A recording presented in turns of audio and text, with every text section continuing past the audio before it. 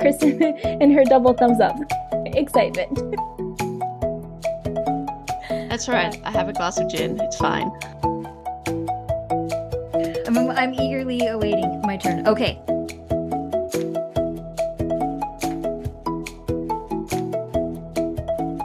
Hi, friends, and welcome to another episode of the Reading Queens podcast. We are here to talk about books and random things and just have a bunch of fun like we usually do. So welcome.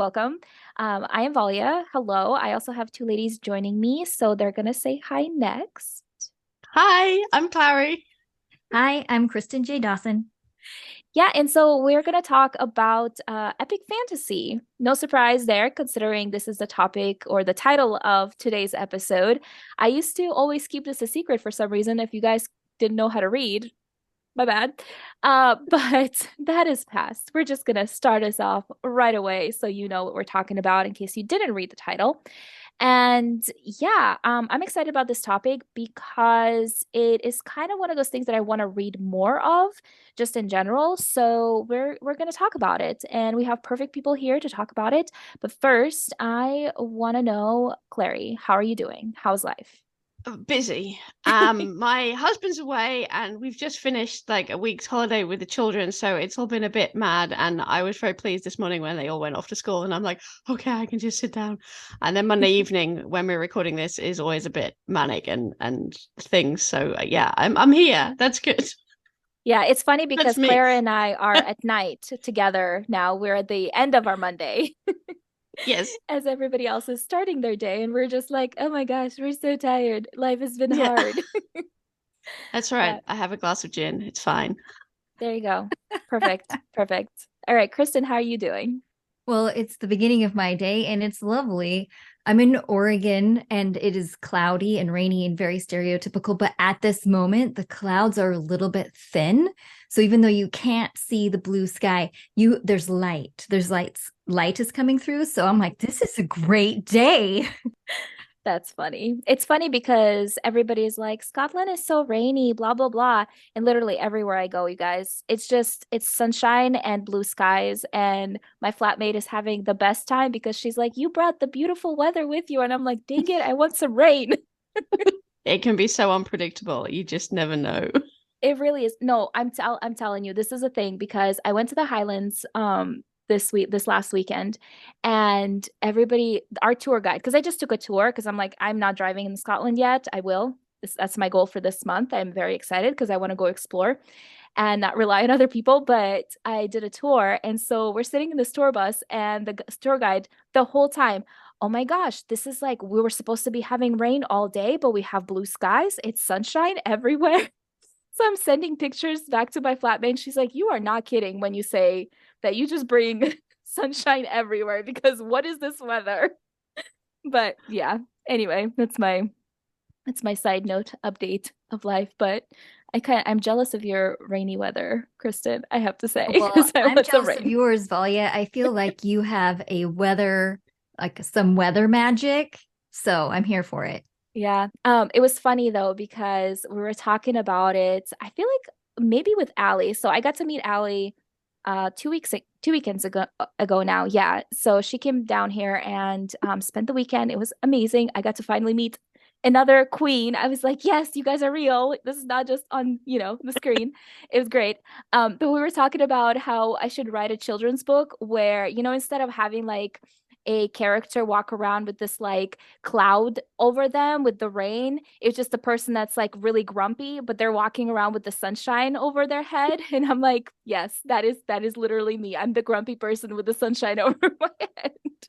So I worked for a picture book company, a picture book education entity, and Mhm. they talk about story ideas, and you hear a lot of them. And I actually love that idea. I would love to see you write it. I probably never will write it. If so, I just told the world about it. Somebody else will steal it first. Somebody who's listening, we want you to write that story. Yes, perfect. You can cast me as the grumpy character. I'm okay with that. Anyway, my life. But yeah, so that's exciting stuff for all of us. I feel like I am just very chaotic today. Sorry guys. I just apologize already. But this is what happens when we record at night. I feel like the last couple episodes have been just like volley chaos all over the place. But End of the day, this is what happens anyway. Yeah, so let's talk about epic fantasy. We're just gonna dive right into the books because I'm excited about this topic, and Kristin has like 50 billion books to share. So anyway, Do we want to talk about what epic fantasy is before we talk about it? yes. Because does epic fantasy have to have dwarves and elves and things in it, or is it any fantasy that's in a secondary world with magic? Okay, well, you answer that question. You asked it. Go for it. I don't know. I get confused because Okay, it's like I want Kristin to tell us all, enlighten us. Yes, perfect. Go ahead. Oh, I'm on the spot. So for me, epic fantasy is any story where it has an world-ending stakes. So it can be a whole planet, which would be, you could technically categorize science fiction under, epic. But usually in story with fantasy, it's something about the kingdom. Is it going to be destroyed? Or so it's more than one person. It's a whole community, usually a kingdom destruction. And no, it does not have to have orcs and elves, which I love those types of characters, but that's not required for epic fantasy at all. That's interesting because you talk about epic fantasy as being something that is stakes. And I always picture epic fantasy as something that is literally created from the ground up. Like it has to be a world that is like fully imagined in a way that wouldn't be like related to our world, I guess. Or it's, yeah, no, I mean? you're right. You're right. I guess in my mind, I was thinking about epic fantasy versus sword and sorcery.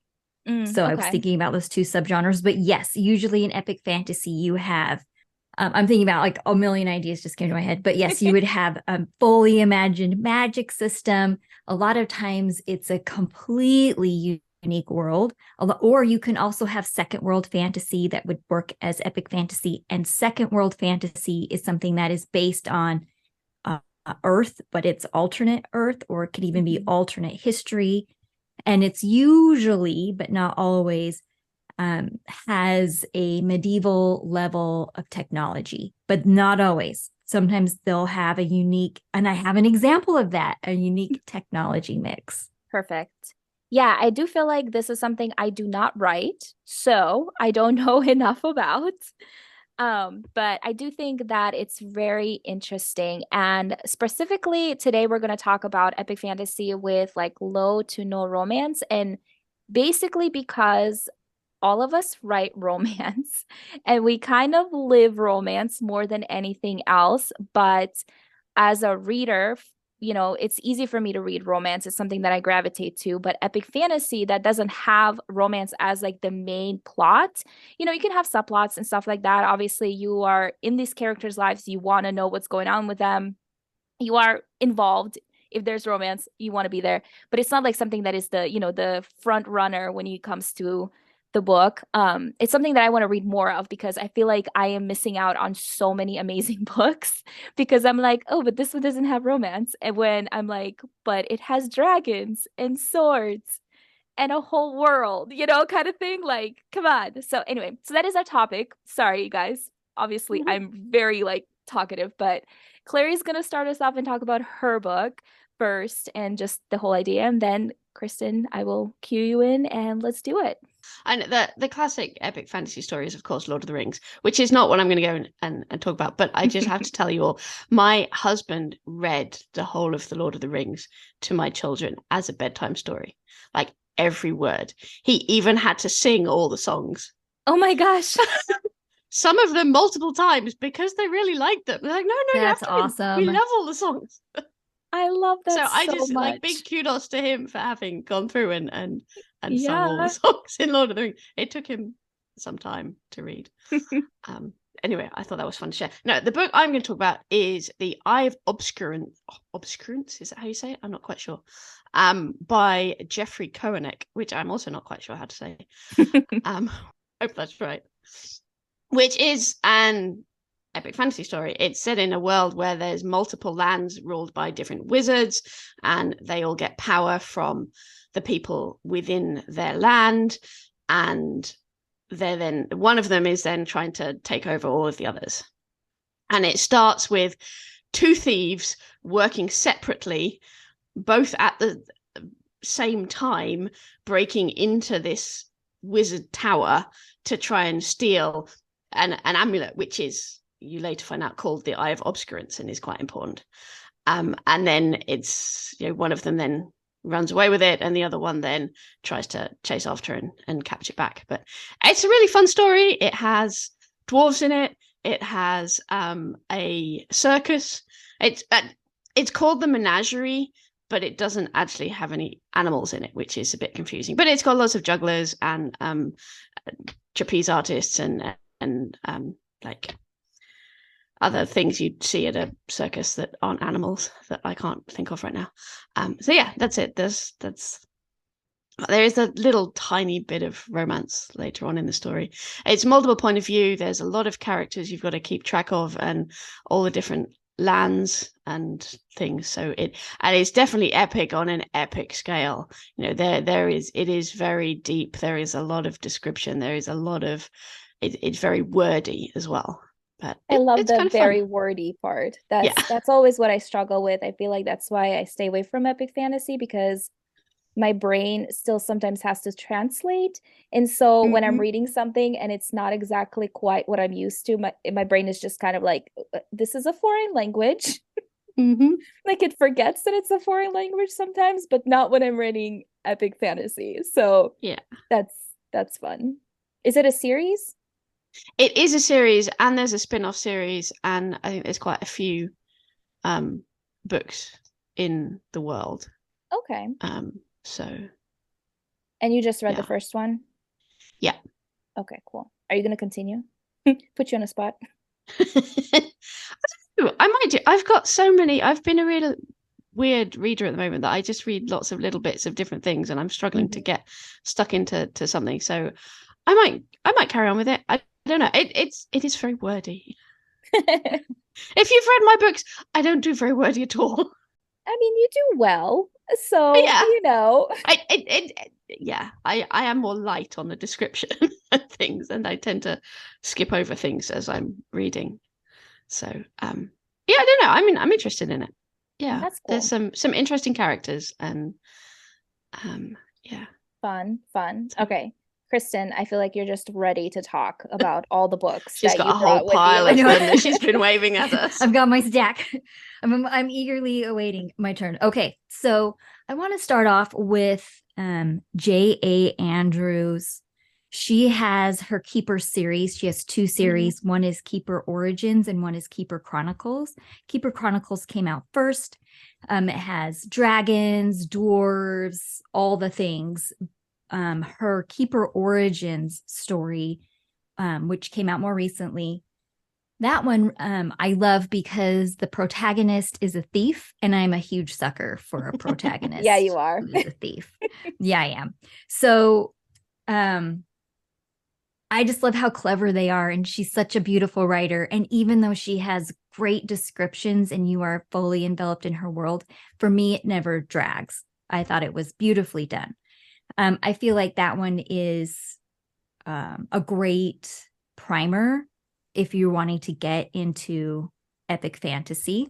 Okay, so I wanted to start with her first. Another one that she's doing a Kickstarter for it, isn't she, at the moment? Yes, she is. Just to plug the Kickstarter. Oh, cool. Send me a link to that so I can link it. It's a really beautiful hardback copy with like yeah, I've just found it, so I was looking at it the other day. She's all about the aesthetics, and she does a great job. It's got the foiled cover and sprayed edges and fey leather and lots of maps, and it looks very beautiful.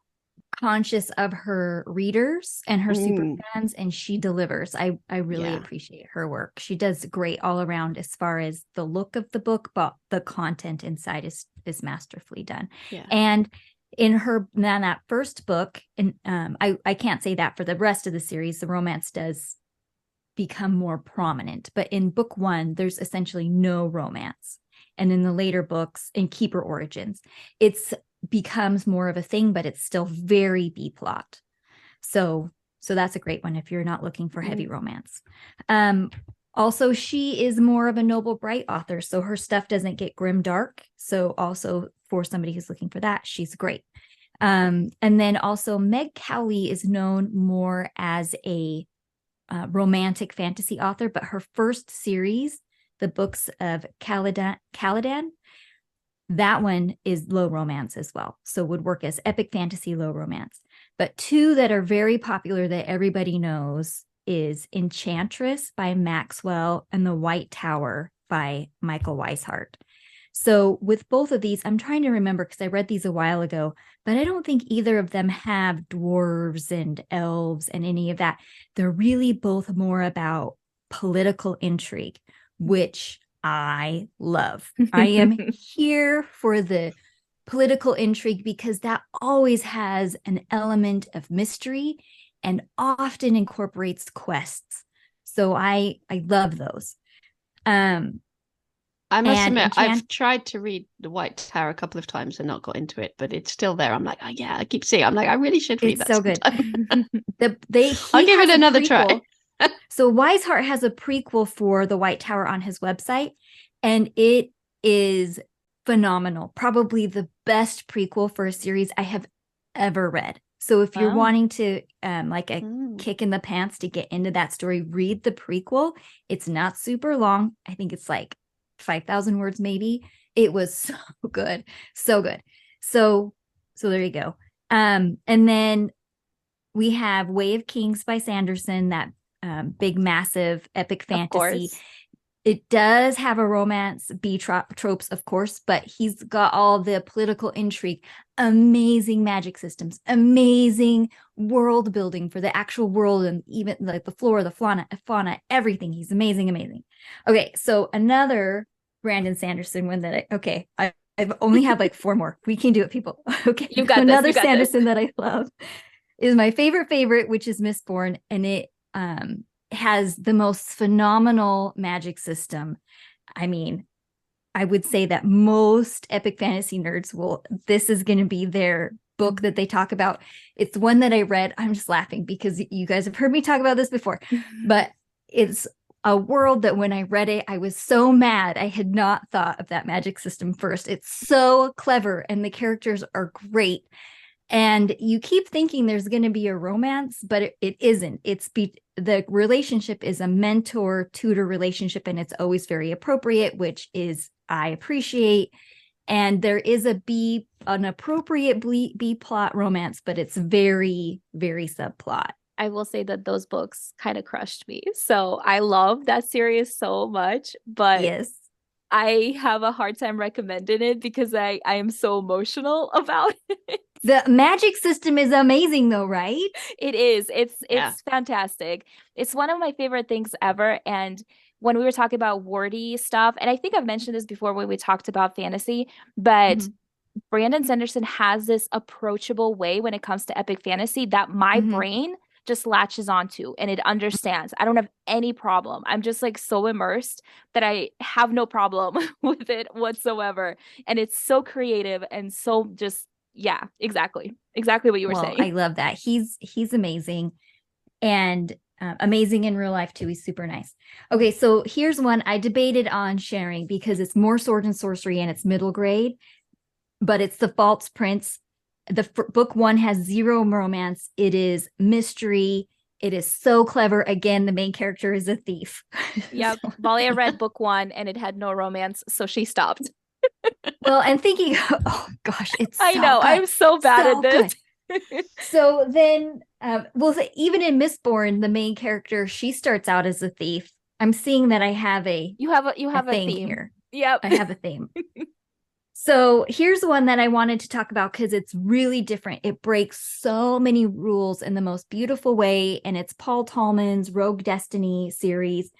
There is no romance in this. It's all about, it's multi-POV, but it's really about Ren. He's the main character, and just his evolution and all the great things. But what's unique about this is it is a science fiction fantasy mashup, even though it falls more heavily in the epic fantasy category.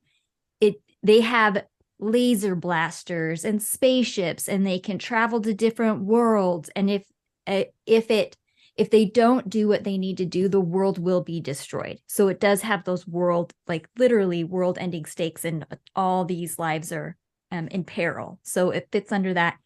And just a really, really unique magic system. And it is the found family. So just a really, really fun one. So I had to bring that one up. Okay. And that's it. And then I just have the one I'm going to read next. What else? Okay. I'm like, what else did I want to talk about? I think that's it. Okay. I love that. I love all of that. There is a book that I've seen around a lot. Every time I go to the bookstore, I'm like, this book is following me around. And I just need to pick it up and read it because it has a really beautiful cover. It's just literally just like this ginormous dragon. And I feel like it's called The Shadow of Gods, maybe. And I don't know, but it has like that very big epic feel of like a world that I'm gonna be like terrified of because I can't understand it. So I haven't picked this book up, but it's like on my list. And also I need to By read. John Gwynne. Yeah, I think that's it. Does it have a Yeah, I've beautiful, seen it. ginormous Yeah, it's got dragon? like a big dragon on his front. Yeah. Yeah. I've seen that as well. I haven't read it, but I've seen Oh, it. okay. I'm like, that dragon doesn't look very friendly. I'm not sure I want to read it. Well, here's I like one my thing dragons friendly. Here's one thing to consider is a lot of books that are epic fantasy, they're still going to have a romance in them, but it's just that the main character or main characters, their world isn't defined by the relationship, and it doesn't necessarily follow the typical romance tropes. So when you read an epic fantasy, but you're in the mood for a romance, you might be disappointed because the romance, even if it's B plot, might not follow the plot points of a typical romance. Mm-hmm. So that's something to be aware of. But oftentimes, but if you're also going to an epic fantasy because you don't want romance, you might also be disappointed because romance will probably be in there at some level, even if it's just like one of the books that I was talking about, The Enchantress, one of the characters has zero romance, and then boom, there's like several romantic chapters, and then boom, he's back in war again. So it might just come out of the blue. So it's probably going to be in there on some level, unless you're specifically looking for something with zero romance for the whole series. That's going to take a little bit of research. Yeah, I mean, I feel like there are books like that for sure because, Yes, they have like whole conventions with books that are like epic fantasy and all this stuff. But I feel like for me personally, and this is a me thing for sure. I mean, my other people might feel the same way, but for me personally, when it comes to epic fantasy, I do appreciate romance in it because it is something that I can understand. While the world might be new, the whole system, the political intrigue, all of this magic, like it might be new and overwhelming to my brain, but the romance, that I understand. So my brain can be like, oh, like this is okay, this is approachable, you can get into it, kind of thing. So I think that's why I gravitate more towards romance, like a romantic fantasy versus just like a fantasy that has some romance or whatever. But I'm amazed by people who write epic fantasy. I think even some of our queens, like Kate, like you, Kristin, like the way you approach the world building and just everything is just so encompassing and just such a huge part. It's like their own characters, like the world building in it. And I just love that. My brain does not work like that when it comes to writing. So reading it is just like, this is amazing. But yeah, that's all. That's all I have to say about that. I did not come prepared. I did not read a book. You guys know, just been failing at this part a little bit on the podcast, but it's fine. It's okay, Valia. I read enough for both of us. Yes, yeah, you got my back. Thank you. I appreciate that. Yeah, but let's talk about what we're reading next. Clary, what's next on your TBR? I'm reading a book in Dutch because we've just had school holidays, so I was trying to get the children to read, and I'm like, well, if they're going to sit down and read in Dutch, I should read in Dutch as well. So I'm reading this beautiful book called De Woestijndief, which it's another main character thief. It's the Desert Thief by Emily Arendt, who is described as the Flemish Le Bardugo, which is very exciting. I think that's awesome. Yeah, that is pretty grand. It's very cool. It's about two brothers who One of them is a bit of a rebel and steals something from the magicians. And then when the police come to arrest him, his brother admits that it was him. So his brother's then taken away to be punished for what he did. And then he's got to try and all go back together. But I just have to show you. I'm sorry, the podcast people and they're listening are not going to be able to see it, but it has these most beautiful like chapter headings in it. Is my camera good enough to be able to show you? Yeah, it's And like it's intricate design Yeah. around the chapter headings. That's beautiful. Yeah, it's really pretty. Wow. So that's I what love I'm that. reading. Love it. Kristen, what about you? The next one I'm reading is The Risen Shard by D.K. Holmberg. And I believe it's an assassin, which is my other favorite trope. So if they are not a thief, I like them to be assassins. You really have a type. I love this for you. I do, which is funny because so I read a lot of epic fantasy. So when I wrote mine, I was like, I really want a character who wins by being smart and compassionate. And it's very, very hard to write. Yes. I mean, you did great. So there's that. Right. But my next one, I'm like, she's going to be a thief or an assassin. I love that. I can't wait. I can't wait for you to write an assassin, actually. Can you make that happen? Because I want to know how your brain works writing an assassin. Like I think I'm scared already. Exactly. I have to say, writing a really nice character who was just compassionate and kind. I had a reader specifically who helped me with her personality. Yes. Because that did not come naturally. Although I'm very nice. But I'm not as nice as Nika. Yeah. And when you're writing, you can like have your alter ego. So that's always fun. True. Yeah. So I am reading 2 books currently, because my brain is just all over the place, as you can tell by this podcast. But I am like, I don't know, 15% into The Foxglove King by Hanna Witten, I think her last name is. And this book, I think, just came out or is coming out maybe next week. But it is in her adult fantasy debut. So it's so far very interesting. I'm very much enjoying it. And then I just started The Witch's Bag by Sophie H. Morgan, and it is a witchy rom-com. And I am just on 2 sides of this whole, like the Foxglove is kind of like dark. They deal with poisons and like this magic, and I think there's like betrayal and like all this stuff, and it's adult. And then there's like a witchy rom-com, which is literally like just witchy drama and romance. Yeah. And I'm like here for it. Yeah, I think that would be all for us. If you guys have any epic fantasy recommendations or books that you've read and loved, let us know on our Instagram at Reading Queens Pod. Make sure to also follow us there. We're also on Facebook at Reading Queens Pod. We're very, very easy to follow, and we would love to talk to you guys about books. So come comment, send us messages. We see them, we reply. Can't talk anymore, so I'm gonna have to wrap it up fast. But yeah, be back next Wednesday. Before you go, please give us a star rating or review. Both of those help, and then tell everybody that this is the greatest podcast on the planet. They should all be here every Wednesday because we put out new episodes. And yeah, that is all. Have a wonderful day. Bye. Bye. Bye.